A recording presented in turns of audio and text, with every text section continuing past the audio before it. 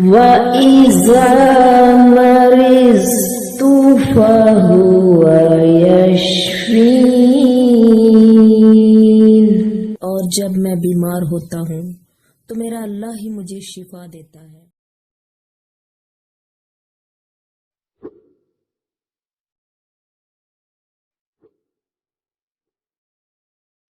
बिस्मिल्लाहिर्रहमानिर्रहीम। अस्सलाम वालेकुम my YouTube friends, welcome to my YouTube channel. I hope so कि आप सब बिल्कुल खैर व आफियत से होंगे। दोस्तों, आज मैं आपको बताऊंगी होम्योपैथिक ड्रॉप्स हैं 56 HR56 ड्रॉप्स हैं और हम आज इनको करेंगे डिस्कस। तो सबसे पहले बात करते हैं कि ये ड्रॉप्स यूज़ किस लिए होते हैं। तो दोस्तों, HR56 ड्रॉप्स जो हैं वो हड्डियों की मजबूती के लिए यानी कि रिकैल्सिफाइंग बोन टेक्सचर के लिए ये ड्रॉप्स यूज़ होते हैं। तो हम बात करेंगे इन ड्रॉप्स के बारे में, इनकी डिस्क्रिप्शन देखेंगे और बोन वीकनेस की कुछ reasons and disease related to bones, इस तरह की हम कुछ मेन पॉइंट्स हैं वो डिस्कस करेंगे और उसके बाद देखेंगे कि कैसे इन ड्रॉप्स की डोज लेनी है और कितनी लेनी है, किस टाइम लेनी है, और फिर उसके एंड पे प्राइस डिस्कस करेंगे। दोस्तों, इस मेडिसिन की डिटेल में जाने से पहले हम बात कर लेते हैं हड्डियों के बारे में, बोन्स के कुछ बारे में मेन पॉइंट्स हम डिस्कस कर लेते हैं ताकि क्लैरिफाई हो जाए कि कौन कौन सी बोन्स की कंडीशन है जिसके अंदर आप इन ड्रॉप्स को यूज़ कर सकते हैं। तो जैसे कि मैंने आपको बताया कि जो HR56 ड्रॉप्स हैं इनको यूज़ किया जाता है फॉर रिकैल्सिफाइंग बोन टेक्सचर, यानी कि हड्डियों के अंदर जो कैल्शियम की कमी हो जाती है, हड्डियों के अंदर कमज़ोरियाँ आ जाती हैं, तो उसको दूर करने के लिए और बोन्स को स्ट्रेंथ देने के लिए, उसे स्ट्रॉन्ग बनाने के लिए बेसिकली ये ड्रॉप्स यूज़ किए जाते हैं। लेकिन इसकी यूजेस के बताने से पहले मैं कुछ पॉइंट्स डिस्कस कर लेती हूँ आपके साथ कि हड्डियों के अंदर कैल्शियम की कमी की वजह से, विटामिन डी की कमी की वजह से कौन कौन सी मसले हैं जो आ सकते हैं सामने और कौन सी कंडीशंस हैं जिसके अंदर हम इन्हें यूज़ करें तो ये ड्रॉप्स हमारे लिए बेनिफिटेड होंगे। सबसे पहले बात कर ली जाए दोस्तों, हम अगर बोन्स की बात करें तो जो हमारी हड्डियाँ हैं उनका मेन काम क्या है कि वो हमारी मूवमेंट यानी कि हमारी हरकत करने में जिस्म को हेल्प करते हैं, हमारी बॉडी को सपोर्ट करते हैं। जो बॉडी का हमारी फिगर है, हमारी शेप बनती है बॉडी शेप, और उसके बनाने में ये मदद करती हैं। हमारी बोन्स ही है जो हमारे प्रॉपर शेप और सपोर्ट देती है हमारी बॉडी को। तो दोस्तों, है क्या बात कि हमारी जो बोन्स हैं, एक तो बढ़ती उम्र के साथ हड्डियों के अंदर कमज़ोरी आ जाती है। अगर जो मेन न्यूट्रिएंट्स हैं जितनी मिकदार में वो चाहिए, अगर बॉडी को वो नहीं मिल रहे उतनी मिकदार के अंदर, कैल्शियम की कमी हो रही, विटामिन डी की, तो बढ़ती उम्र के साथ ये आम तौर पर नॉर्मली तो हड्डियों की कमज़ोरी की जो मसला है वो आ जाता है। लेकिन इसके साथ साथ कुछ और भी बोन डिजीज़ हैं जो कि हड्डियों की कमज़ोरी का सबब बनती हैं और उन कमज़ोरी की वजह से क्या होता है कि छोटी सी भी चोट लगने से, छोटा सा भी कोई झटका पड़ने से हमारी जो हड्डी है या तो वो टूट जाती है, उसमें फ्रैक्चर आ जाता है,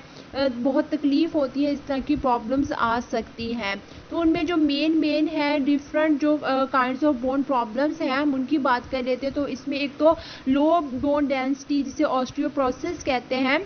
तो ऑस्टियोपोरोसिस में क्या होता है दोस्तों कि जो हड्डियां हैं वो बहुत ज़्यादा वीक हो जाती हैं और हड्डी के टूटने के जो चांस है वो बहुत ज़्यादा बढ़ जाते हैं। बूढ़े उम्रों को या ज़्यादा उम्र के लोगों में अक्सर ऑस्टियोपोरोसिस पाए जाते हैं, जिससे क्या होता है कि वो हल्का सी भी वो गिर गए हैं, मतलब कहते हैं कि बिस्तर से ये गिरे तो हड्डी में, पाँव की हड्डी में या टांग की या कमर की हड्डी में बाल आ गया या फ्रैक्चर हो गया, तो उसकी वजह यही होती है कि ऑस्टियोपोरोसिस की वजह से उनकी हड्डियों के अंदर बहुत ज़्यादा बेसिकली ये कि कमज़ोरी आ जाती है, जिसकी वजह से जो वो हड्डियां हैं वो जर्क, वो झटका जो है वो शॉक नहीं बर्दाश्त कर पाती। इसके अलावा ऑस्टियोजेनेसिस है, इसके अंदर भी क्या होता है कि जो हड्डियां हैं वो भुर भरी हो जाती हैं, ब्रिटल हो जाती हैं और हड्डियों के अंदर वो ताकत, जो स्ट्रेंथ है हड्डियों के अंदर हमारी बॉडी को सपोर्ट करने की, वज़न उठाने की, वो पावर नहीं रहती। इसके अलावा अगर हड्डियों में कोई भी इन्फेक्शन हो जाए या बोन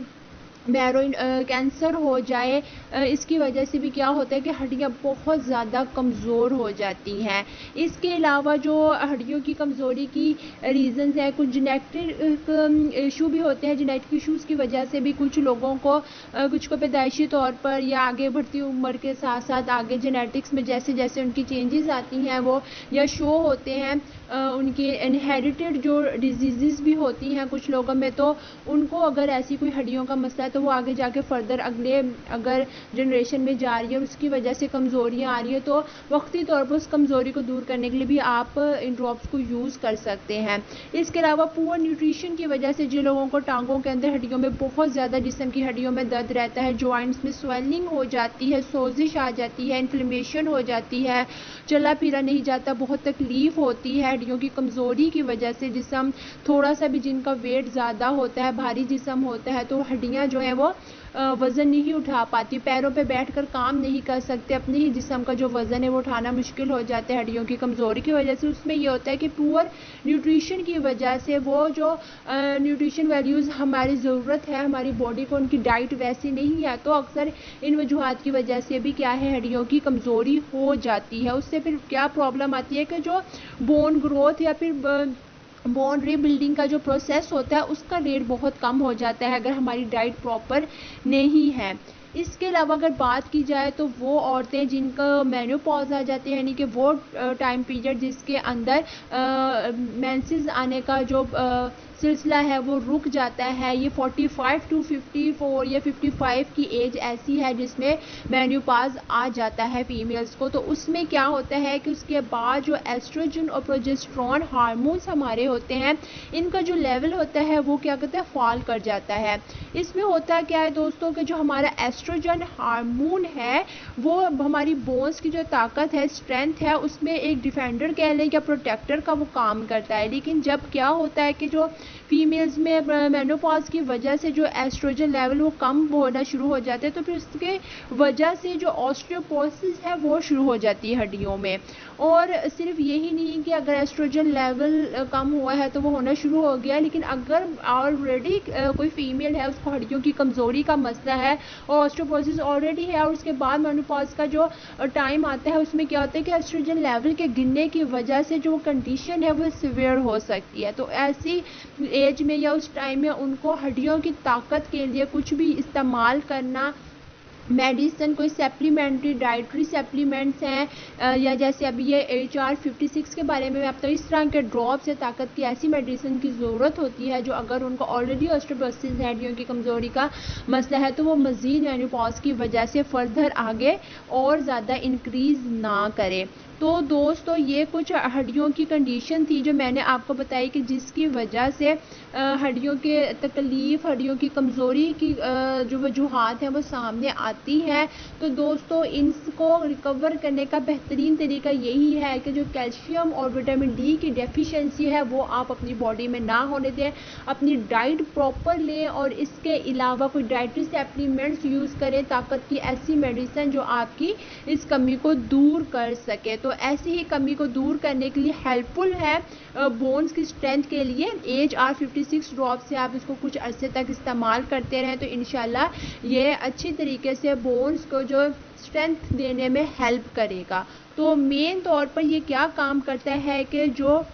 बोन्स की ग्रोथ है अगर उसमें कमज़ोरी की वजह से जिस्मानी तौर पर, अंदरूनी तौर पर वो न्यूट्रिएंट्स मौजूद नहीं है, तो ये क्या करता है, ये ड्रॉप प्रोमोट करेगा बोन्स की ग्रोथ को। और अगर कोई इंजरी हुई हुई है और हड्डियों की कमज़ोरी की वजह से वो ठीक नहीं हो पा रही तो फिर उसका जो हीलिंग प्रोसेस है ये उसको भी इंक्रीज़ करेगा, रिप्लेनिश करेगा डेफिशिएंसी को कैल्शियम की। अगर छोटी उम्र के बच्चों के अंदर भी कैल्शियम की कमी हो जाती है, उनकी हड्डियाँ वो ताकत नहीं पकड़ रही, मजबूत नहीं हो रही, बच्चा बढ़ रहा है लेकिन टांगों की, बाजुओं की हड्डियां बहुत कमज़ोर है, तो आप उन बच्चों को भी ये ड्रॉप्स इस्तेमाल करवा सकते हैं। क्योंकि होता क्या है कि जब हड्डियां कमज़ोर होती हैं तो छोटी सी चोट की वजह से भी जो रिस्क होता है बोन फ्रैक्चर का वो बढ़ जाता है। और कुछ बच्चों में यही होता है कि हड्डियों की कमज़ोरी हो जाती है बेसिकली और उसकी वजह से उनकी हाइट बढ़ना रुक जाती है। तो ऐसे बच्चे जिनमें हड्डियों की कमज़ोरी की वजह से हाइट उनकी इंक्रीज़ नहीं कर रही, तो ऐसे बच्चों को अगर आप HI56 ड्रॉप्स यूज़ करवाते हैं कुछ मंथ्स तक और उनकी हड्डियों के अंदर वो कैल्शियम और विटामिन डी की जो कमी है वो पूरी हो जाती है, तो वो जो रुकावट उनकी हाइट के बढ़ने में आ रही है तो वो क्या होगा, वो रिकवर कर जाएगी। तो ये कुछ थी इंफॉर्मेशन थोड़ी सी बोन्स की प्रॉब्लम्स के बारे में और उसको इस कंडीशन में यूज़ होने वाले HR मसूद फार्मास्यूटिकल्स के 56 ड्रॉप्स। अब बात कर लेते हैं इसकी डोज की। दोस्तों बच्चों को अगर आप दे रहे हैं ये ड्रॉप्स तो आपने क्या करना है कि इसके सिर्फ 10 to 15 ड्रॉप्स ही आप बच्चों को देंगे। ताज़ा पानी आपने इस्तेमाल करना है, ना ठंडा हो ना नीम गर्म हो, ठीक है। आपने नॉर्मल पानी इस्तेमाल करना है, ताज़ा हो, आधा कप या आधे से थोड़ा सा कम, जितना बच्चे इजीली पी ले, चौथाई हिस्से तक तो लाजमी होना चाहिए। उसके अंदर आपने 10 से 15 कतरे पानी के अंदर डाल के बच्चों को रोज़ाना 3 दफ़ा दिन में आपने वो यूज़ करवाने हैं ड्रॉप्स, ठीक है। इसके अलावा अगर बड़े यूज़ करना चाहते हैं, ऐसे फीमेल्स जिनका मैंने बताया, या फिर कोई आदमी मर्द हजरात हैं जिस्मानी तौर पर इस तरह का वो काम करते हैं, बाय प्रोफेशन उनके जिस्मानी तौर पर काम ज़्यादा है, जैसे मजदूर हजरात वगैरह हैं, हड्डियों की कमज़ोरी उनको हो जाती है, तो वो भी अपनी डेली रूटीन में इन ड्रॉप्स को यूज़ कर सकते हैं। तो अडल्ट के लिए यह है कि आपने यूज़ करने हैं इन ड्रॉप्स के 20 से 25 कतरे, ठीक है। आधा कम या कप पानी या 1/4 या 1/3 पार्ट आपने पानी एक कप में लेना है ताज़ा, और 20 से 25 जो ड्रॉप्स है उसमें डाल के आपने 3 दफ़ा इनको दिन के अंदर यूज़ करना है। प्राइस की बात कर लें तो दोस्तों कोई ज़्यादा प्राइस नहीं है इन ड्रॉप्स के, जस्ट 120 रुपीज़ प्राइस हैं इन ड्रॉप्स के, और ये अवेलेबल होंगे आपको ओवरऑल पाकिस्तान में किसी भी होम्योपैथिक जो मेडिकल स्टोर है वहाँ से आपको होम्योपैथिक मेडिकल स्टोर से ये ड्रॉप्स इजीली अवेलेबल होंगे। उम्मीद करती हूँ कि आपको तमाम पॉइंट समझ आए होंगे, और इंशाल्लाह ये ड्रॉप्स अगर आप कुछ टाइम तक लगातार इस्तेमाल करेंगे तो आपको अच्छे रिजल्ट मिलेंगे। Thank you.